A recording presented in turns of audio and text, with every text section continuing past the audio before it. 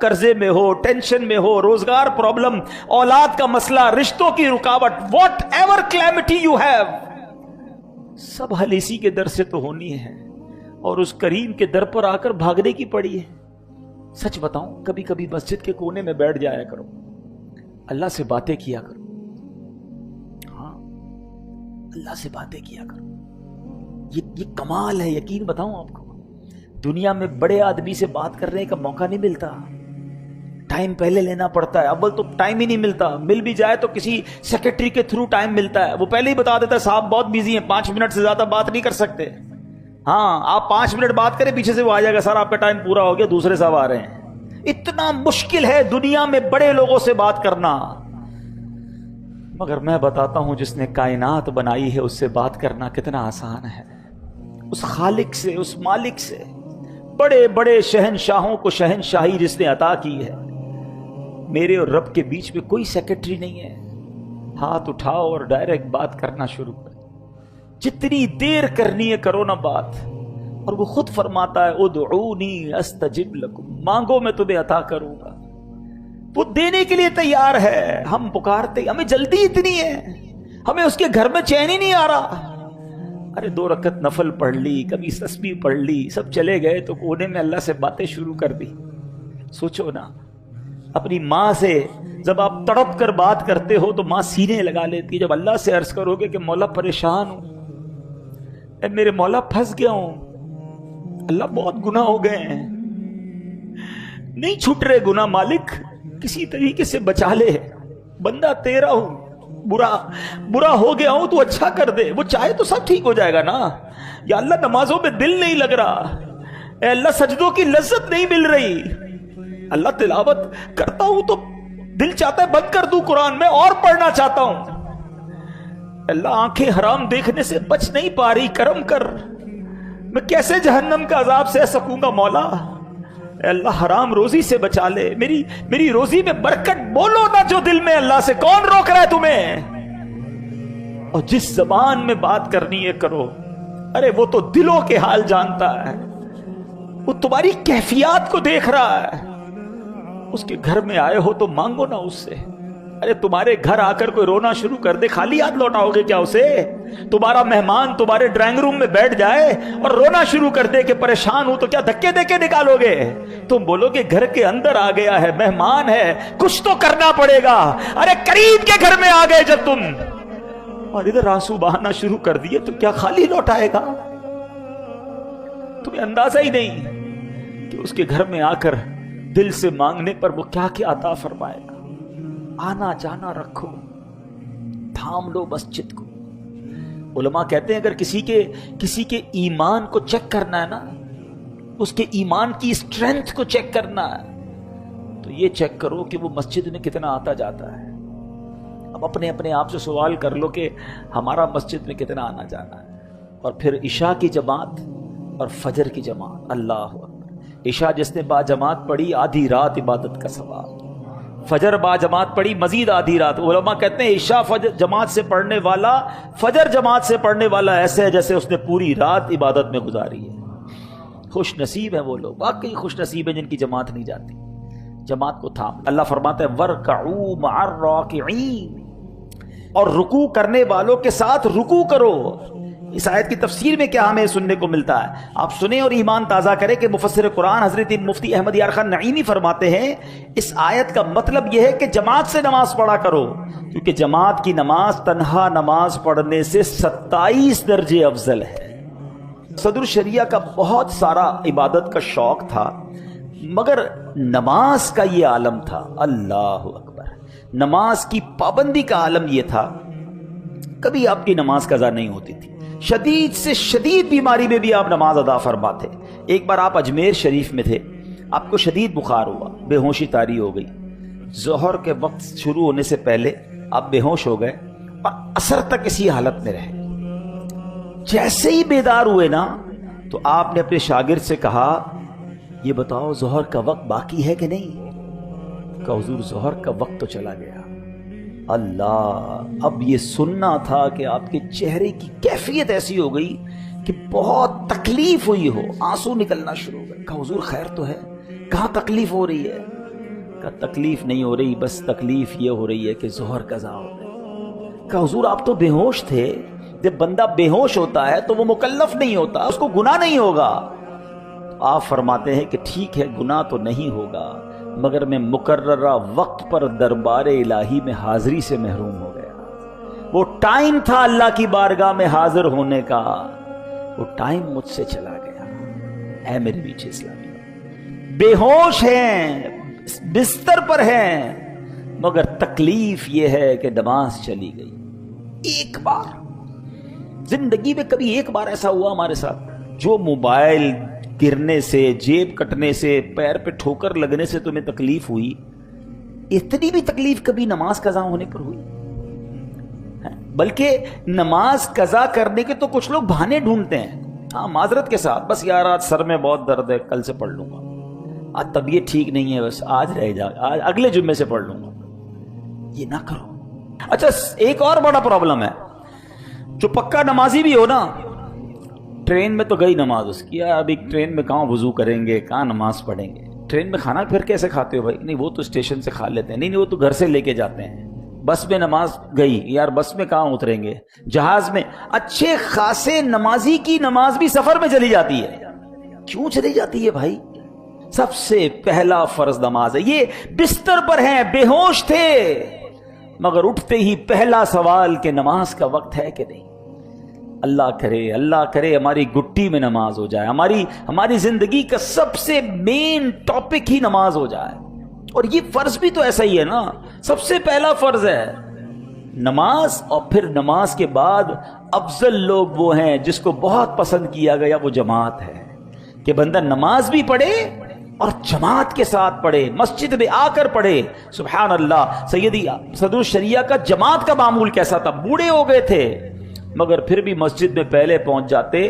بعض اوقات تو ایسا ہوتا کہ مؤذن صاحب لیٹ ہوتے تو آپ ہی جا کر اذان بھی دے دیا کرتے تھے، اتنا مسجد جانے کا شوق تھا۔ ایک بار آخری جب وقت تھا، بڑھاپا بڑھ گیا، تو آپ کی بینائی کمزور ہو گئی۔ فجر کے لیے گھر سے نکلے جماعت کے لیے، تو آپ کے گھر اور مسجد کے درمیان ایک کنواں بھی تھا، اور کنواں کھلا ہوا تھا۔ کنویں کے اوپر منڈیر ہوتی ہے نا، دیکھا نا آپ نے، ایک وہ چھوٹی سی جس کو ہماری میمنے پاڑی کہتے ہیں، تو ایک منڈیر سی بنی ہوئی تھی۔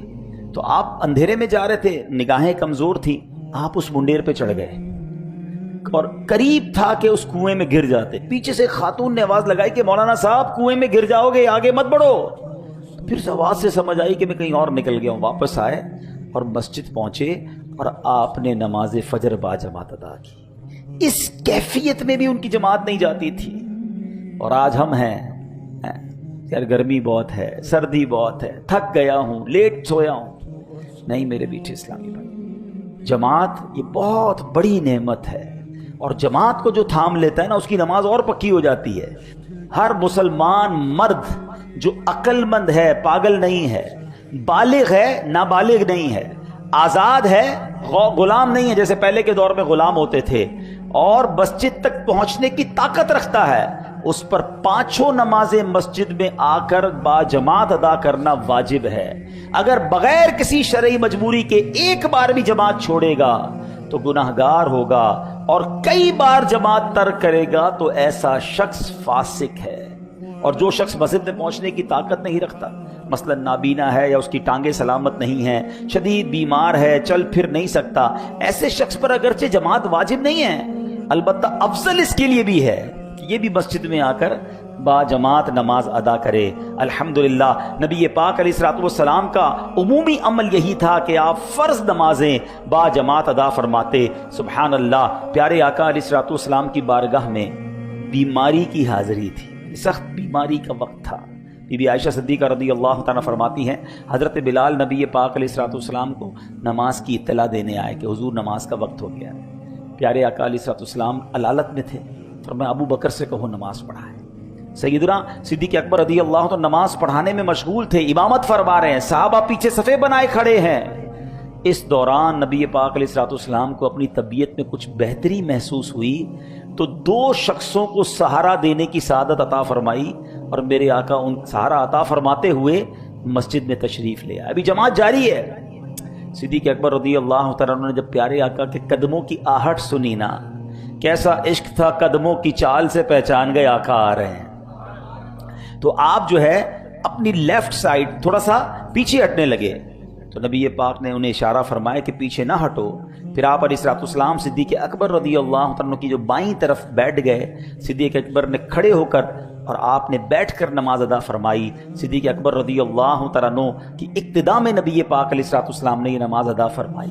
اس سے پتہ چلتا ہے کہ پیارے آقا علیہ الصلوۃ والسلام کو جماعت سے کتنی محبت تھی.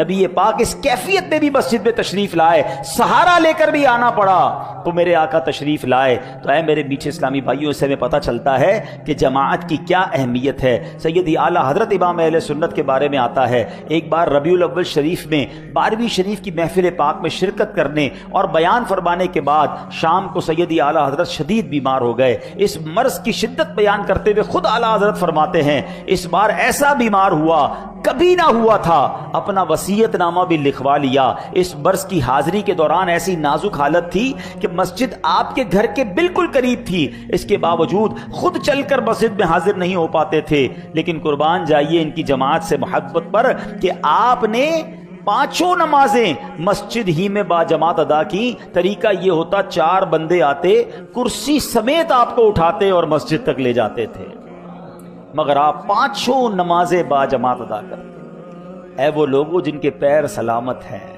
جن کی آنکھیں سلامت ہیں.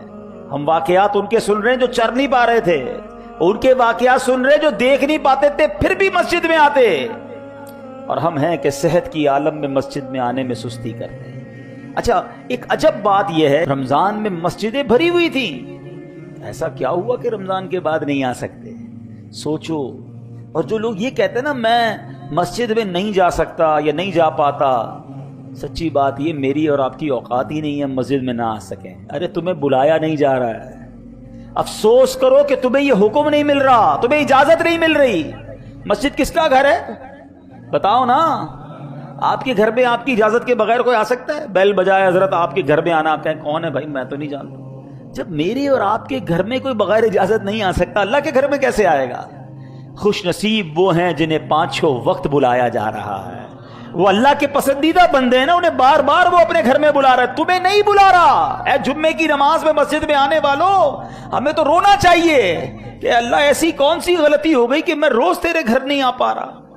آیا کرو مسجد میں, ادب کے ساتھ آیا کرو, شوق کے ساتھ آیا کرو, خوش ہو کر آیا کرو. کہ میں اچھا مثال کے طور پہ آپ کو کوئی علاقے کا بہت بڑا آدمی, کونسلر نہیں, چلو منسٹر تو صدر وزیر اعظم بلا لے, پتہ نہیں کتنے دوستوں کو بتائیں گے پتہ ہے مجھے اس نے بلایا ہے, ہاں میں اس کے گھر جا رہا ہوں. تیاری کر کے, کپڑے بھی اچھے پہن کے, پرفیوم عطر لگا کے.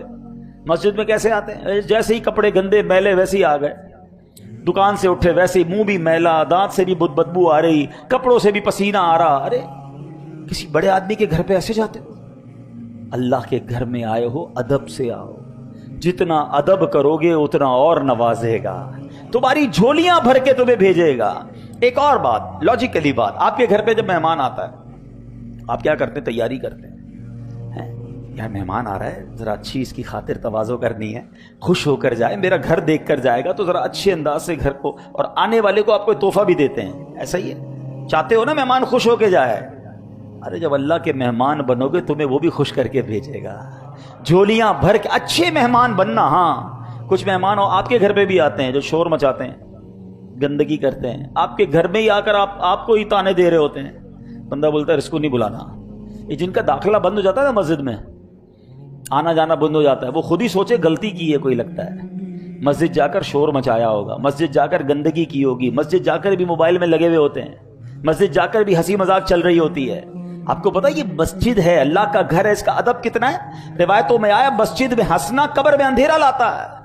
ہم تو قبر روشن کرنے آتے ہیں مسجد میں, اور قبر بھی اندھیرا کر کے چلے گئے, کیونکہ مسجد کا ادب والا کانسیپٹ ہی نہیں ہے نا. دنیا والوں کے گھر جاؤ تو بچوں کو بھی سمجھا کے جاتے ہیں شور مت کرنا, بہت بڑے آدمی ہیں ناراض ہو جائیں گے بچے, وہاں بڑا ادب سے رہنا. اور یہاں بچوں کو لا کے پیچھے چھوڑ دیتے ہیں, ادھر تو چھوڑو کعبے میں چھوڑ دیتے ہیں, بچے گھوم رہے ہیں, کھیل رہے ہیں, کود رہے ہیں. یہی حال کسی بڑے آدمی کے گھر پہ کرتے ہو اپنے بچوں کے ساتھ. یاد رکھو یہ بے ادبیاں, یہ کہیں ایسا نہ ہو ہمارا داخلہ ہی مسجد میں بند ہو جائے, یہ ہم سے چھین لی جاتی ہے روحانیت, یہ برکت چھین لی جاتی ہے. روایتوں میں کچھ لوگوں کو مسجد کا کبوتر کہا گیا. کئی خوش نصیب ایسے ہیں، یہ بزرگوں میں ہوں گے ایسے ماشاءاللہ، جو پانچوں نمازیں مسجد میں روز نظر آئیں گے، مسجد کے ساتھ تعلق مضبوط ہو جاتا ہے ان کا۔ قیامت کے دن جن خوش نصیبوں کو اللہ کے عرش کا سایہ نصیب ہوگا، اس پوری لسٹ میں ایک وہ شخص بھی ہے کہ جب وہ مسجد سے باہر جائے اس کا دل مسجد میں لگا رہے، دوبارہ کب جاؤں گا۔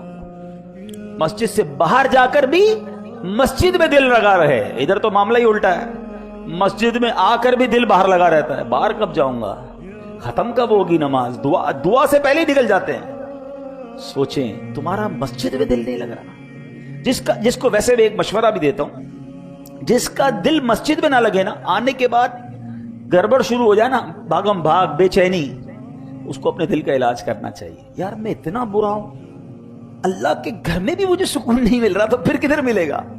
ہاں یہ میرے دل کا پرابلم ہے۔ اور علماء نے فرمایا بھی کہ مومن کی مثال ایسی ہے جیسے مچھلی پانی کے اندر ہوتی ہے، فش ان دا واٹر، وہ مسجد کے اندر ایسے ہی ہوتا ہے۔ مچھلی کیسے مزے میں ہوتی ہے پانی میں، باہر نکالو تو بے قرار اچھلتی کودتی، ایسا لگتا ہے پھر پانی میں ڈالو نہ مر جائے گی۔ فرمایا یہ مومن کی مثال ہے، مسجد میں آئے سکون جیسے ٹھکانے پر آ گیا ہے۔ لیکن ادھر معاملہ الٹا ہے، کچھ لوگوں کا حال ایسا ہوتا ہے کہ fish out of the water ہوتی ہے، مسجد میں آ کے ہی بے چینی، بار بار گھڑی دیکھ رہے ہیں، امام صاحب 1 منٹ لیٹ ہو گئے۔ ہاں ایسے بھی ہوں گے ہمارے یہاں کچھ، امام صاحب کو روک لیتے ہوں گے، حضرت 2 منٹ آج نماز لیٹ ہو گئی، آپ نے آج 1 منٹ دعا لمبی کرا دی۔ ارے اللہ کے، اچھا یہی 2 منٹ کا شکوہ کرنے والا بار پان کی دکان پہ آدھا گھنٹہ کھڑا ہوگا، ادھر کوئی ٹینشن نہیں، اللہ کے گھر میں 2 منٹ زیادہ کیوں گزر گئے۔ ارے نماز ختم بھی ہو جائے پھر بھی کیا جلدی ہے جانے کی، کس کے گھر میں بیٹھے ہو، رحمان کے گھر میں بیٹھے ہو، رحیم کے گھر میں بیٹھے ہو، کریم کے گھر میں بیٹھے ہو، دینے والے کے گھر میں بیٹھے ہو، مشکل حل کرنے جدھر سے حل ہونا ہے۔ اب کاروباری لوگ بیٹھے، تھوڑا کاروباری انداز سے سمجھا دیتا ہوں، کوئی مال آپ کا بکتا ہے 10 روپے کا، ٹھیک ہے، اور یہی مال آپ حیدرآباد جا کر بیچے تو 270 روپے کا بکے گا، 27 ٹائم ملٹیپلائی ہو جائے، 1000 روپے کی آئٹم 27,000 کی بکے گی، حیدرآباد چھوڑو دبئی بکے گی تو وہاں چلے جاؤ گے، 27 ٹائم، ڈبل کے لیے لوگ دنیا میں کسی ملک چلے جاتے ہیں تو 27 ٹائم ثواب ہے۔ جماعت سے نماز پڑھنے کا ثواب میں گھر میں پڑھوں تو 1، اور مسجد میں آ کر جماعت سے پڑھوں تو 27 گنا ثواب۔ علماء نے جو جماعت کی برکت بتائی نا، ایک بزرگ کے بارے میں آتا ہے کہ آپ سے کسی وجہ سے ایک جماعت چلی گئی، بہت افسردہ ہوئے، فرماتے ثواب حاصل کرنے کے لیے 25 بار اسی نماز کو پڑھ لیا، کہ 25، ایک روایت کے مطابق 25 ٹائم ثواب ہے، ایک روایت کے مطابق 27 ٹائم ثواب ہے۔ کہتے ہیں میں نے 25 بار اس نماز کو پڑھا۔ تو ایک دوسرے بزرگ نے جواب دیا کہ نماز تو 25 بار پڑھ لی، فرشتوں کی آمین کہاں سے لاؤ گے؟ ہاں جب امام ولضالین کہتا ہے نا، اور آپ کہتے ہیں آمین، فرشتے بھی اس وقت آمین کہتے ہیں۔ اور روایتوں کا مضمون ہے جب فرشتوں کی آمین اور کسی بندے کی آمین مل جائے، اللہ اس کے گناہ معاف کر دیتا۔ یہ جماعت کمال چیز ہے۔ ہاں وہ جو آپ نے دیکھا معجون ہوتا ہے، کبھی کبھی حکیم جو ہے بہت ساری جڑی بوٹیوں کا ایک معجون بنا کر، ایک مرکب بنا کر آپ کو دوائی کے طور پہ دیتا ہے۔ یہ جو ٹیبلٹس ہوتی ہیں یہ کیا ہوتا ہے؟ ٹیبلٹس کے اندر بھی کئی چیزیں ہوتی ہیں، کئی قسم کے کیمیکل، وہ سب کیمیکل جب ملتے ہیں تو آپ کو فائدہ دیتا ہے۔ الگ الگ کوئی بیڑی بوٹی کھا لے تو وہ فائدہ نہیں ہوگا۔ علماء کہتی ہیں جب جماعت ہوتی ہے نا، اس میں کوئی نیک بھی کاندھے سے کاندھا لگا کے کھڑا ہوتا ہے، کوئی اللہ کا نیک بندہ ہوتا ہے، کوئی اخلاص والا ہوتا ہے، کوئی سخی کھڑا ہوتا ہے، کوئی مجبور کھڑا، کوئی بے چین کھڑا ہوتا ہے، کیونکہ سب کی کیفیات الگ ہے نا، کوئی غریب کھڑا ہوتا ہے، کوئی امیر کھڑا ہوتا ہے، کوئی عالم ہوتا ہے، کوئی حافظ ہوتا ہے، پتہ نہیں، اور سب مل کے جب دعا ہو رہی ہوتی ہے تو آمین کہہ رہے ہوتے ہیں۔ ارے سوچو کتنی آمین میں تمہاری آمین شامل ہو رہی ہے۔ میری تو قبول نہ ہوئی، لیکن میرے ساتھ جو جماعت میں شریک تھا اس کے صدقے ہم سب کی قبول ہو جاتی ہوگی۔ سمجھو یہ معجون ہے، یہ ایک مرکب ہے، یہ ایک خوبصورت فارمولہ ہے جماعت کا۔ دنیا کے کسی مذہب میں یہ مظہر نہیں ملتا آپ کو۔ اچھا لوگ کہتے ہیں یار ڈسپلن ہونا چاہیے، ایک تو ہمارا یہ بڑا پرابلم ہے، ہم دوسروں کے ڈسپلن دیکھ کر، ٹائم ٹیبل دیکھ کر کہتے ہیں یار ہمارے مسلمان تو کچھ ڈسپلن والے ہیں ہی نہیں، یورپ جاؤ تو اتنا ڈسپلن، ایوری تھنگ ٹائم پہ، ٹرینیں بھی ٹائم پہ، جہاز بھی ٹائم پہ، ان کی مثالیں ہی دے رہے ہوتے ہیں۔ مسئلہ یہ تم نے اسلام پڑھا ہی نہیں ہے۔ جو ریلیجن، جو مذہب ہمیں ٹائم ٹیبل کا، ڈسپلن کا، ٹائم مینجمنٹ کا درس دیتا ہے، وہ اسلام کے علاوہ کوئی نہیں ہے۔ میں الحمدللہ ساری دنیا گھوما ہوں، میں نے دنیا بھر کی ایئر لائنز اور ٹرینوں میں سفر کیے ہیں، ٹھیک ہے نا، نام لیں اس ملک کا، لیکن سمجھانے کے لیے کہہ رہا ہوں، آپ کو وہاں پھر بھی موسم کی خرابی کی وجہ سے فلائٹ ڈیلے بھی ملے گا، ٹرین ڈیلے بھی ملے گی۔ مجھے بتاؤ، آندھی ہو، طوفان ہو، بارش ہو، مؤذن وقت پہ اذان دے دیتا ہے۔ دنیا کی لاکھوں مسجدیں ہیں، آن ٹائم اذان دی جاتی ہے، آن ٹائم جماعت کھڑی ہوتی ہے۔ ارے 1 2 4 ٹرینیں اور پلین ٹائم پہ چلا لینے سے کچھ نہیں ہوتا، ہر دنیا میں رنگ و نسل کے امام اور مؤذن ہوتے ہیں، مگر لاکھوں مسجدوں میں آن ٹائم اذان ہونا، آن ٹائم جماعت ہونا۔ ارے 1 منٹ پہلے مغرب میں ہم افطار نہیں کرتے، 1 منٹ پہلے سحری بند کر لیتے ہیں، 1 منٹ بعد کھانا نہیں کھاتے۔ اتنی ٹائم مینجمنٹ دنیا میں اور کون سے مذہب میں ہے؟ ارے اسلام تو صبح و شام ہمیں ٹائم مینجمنٹ سکھا رہا ہے۔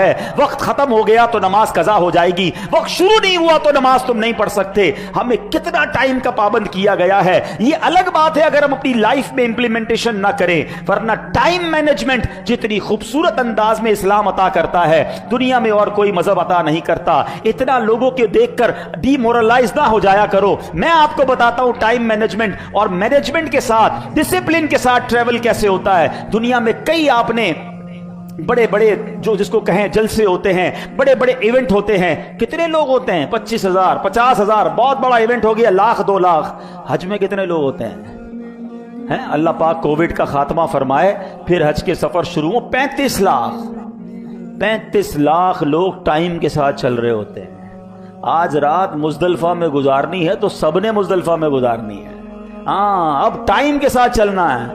آج مینا میں رات گزارنی ہے تو مینا میں گزارنی ہے، عرفات میں ہونا ہے تو عرفات میں ہونا ہے۔ ایسی مینجمنٹ، اتنا ٹائم ٹیبل، اتنا ڈسپلن، سبحان اللہ۔ اتنے بجے سے اتنے بجے تک کنکری مارنی ہے تو اسی میں کنکری مارنی ہے، لاکھوں لوگوں نے مارنی ہے۔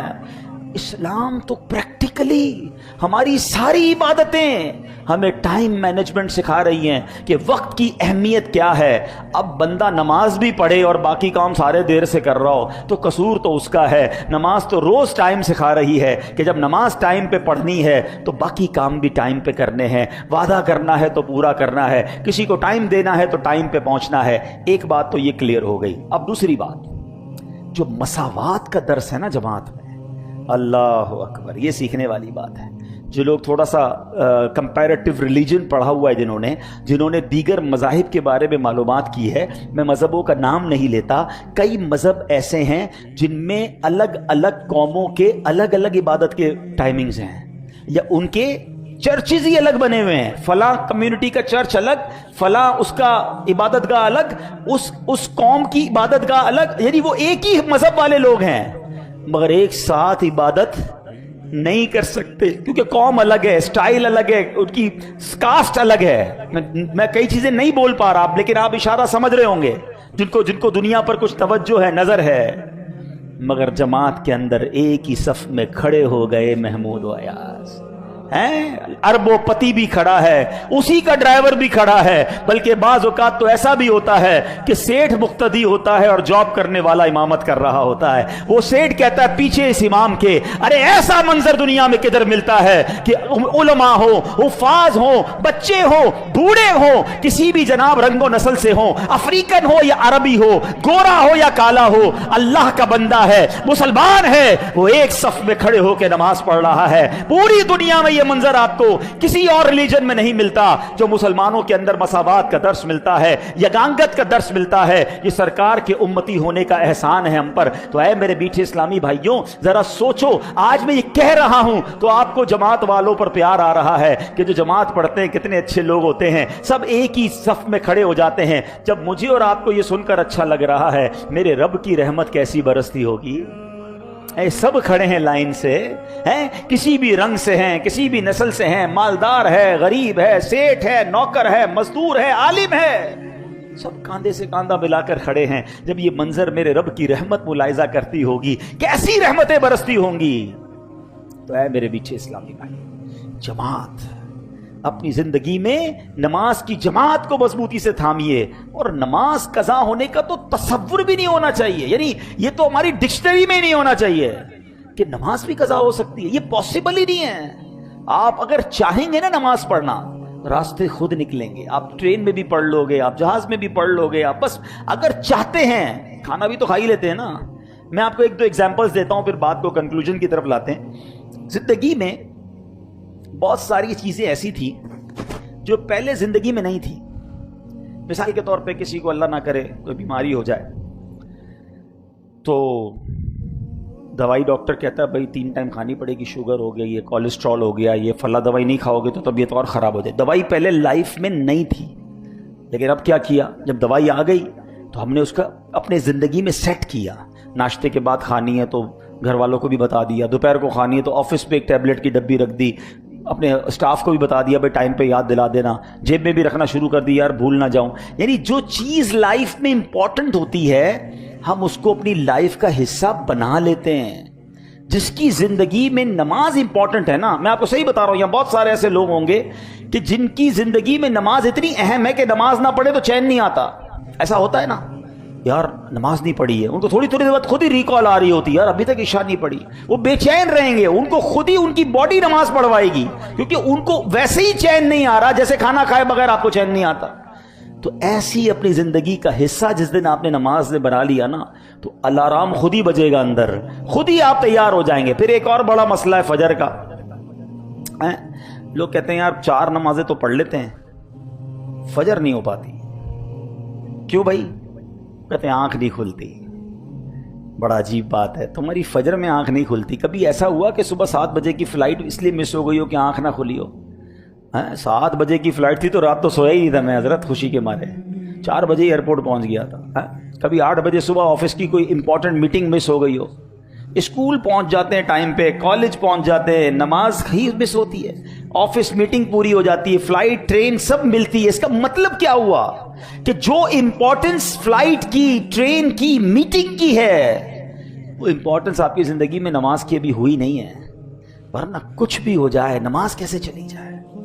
تو بہرحال میرے بیٹے اسلامی بھائیوں، جب رمضان میں نمازیں پڑھ سکتے ہیں نا تو ابھی بھی نمازیں پڑھ سکتے ہیں. اور نماز کے بغیر زندگی اچھی نہیں ہے. نماز کو پتہ ہے احادیث میں کیا کہا گیا؟ الصلاۃ عماد الدین. یہ مسجد میں پلر ہے نا، عماد کہتے ہیں ستون کو، یہ ستون ہے. نماز دین کا ستون ہے. اللہ نہ کرے کوئی ستون نکال دے، عمارت کا کیا ہوگا؟ گر جائے گی نا. بغیر ستون کی عمارت گر جائے گی، ستون ہی نکال دیں.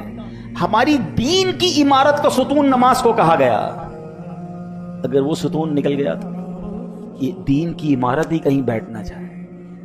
ہے میرے میٹھے اسلامی بھائی، آج پکی سچی نیت کر کے جانا ہے. صدر الشریعہ کا جذبہ دیکھو، اولیاء کرام کی باتیں ہوئی ہیں کہ آج کے بعد ہماری کوئی نماز قضا نہیں ہوگی. اچھا صرف نماز نہیں، جماعت بھی قضا نہیں ہوگی انشاءاللہ. ہاں یہ جو برکت ہے نا، نمازیوں کی برکت، یہاں نہ جانے کون کون آتا ہوگا، اللہ کے گھر کی برکت، پھر 27 گنا ثواب. تو بیپاری بنو نا بھائی، تھوڑی سی زندگی رہ گئی، یہ زیادہ نیکیاں کمانی ہیں. اور مسجد میں آ کر بیٹھنے کی بھی عادت ڈالیں. حدیث پاک سن لیتے ہیں. تو حضرت ابو سعید خدری رضی اللہ تعالیٰ عنہ اس کے راوی ہیں کہ اللہ پاک کے آخری رسول مقبول صلی اللہ تعالیٰ علیہ وسلم نے فرمایا، جب بندہ با جماعت نماز پڑھے پھر اللہ پاک سے اپنی حاجت یعنی ضرورت کا سوال کرے تو اللہ پاک اس بات سے حیا فرماتا ہے کہ بندہ حاجت پوری ہونے سے پہلے لوٹ جائے. اچھا واللہ میں نے یہ حدیث پڑھی نہیں تھی، لیکن بات میں نے یہی کہی تھی کہ کیسے اللہ تمہیں خالی لوٹائے گا. اور دیکھو میرے آقا نے بھی حدیث میں یہی بات، اللہ یہ حیا فرماتا ہے کہ کیسے بغیر حاجت پوری کیے کیسے لوٹائے گا. اس کے گھر میں آؤ گے تمہاری جھولی بھر کے لوٹائے گا. تو بس اب تو یہ کمال ہو گیا نا، ساری حاجتیں پوری کروانی ہیں تو با جماعت نماز اور آ کر پھر دعا میں بھی سکون کے ساتھ بیٹھا کریں.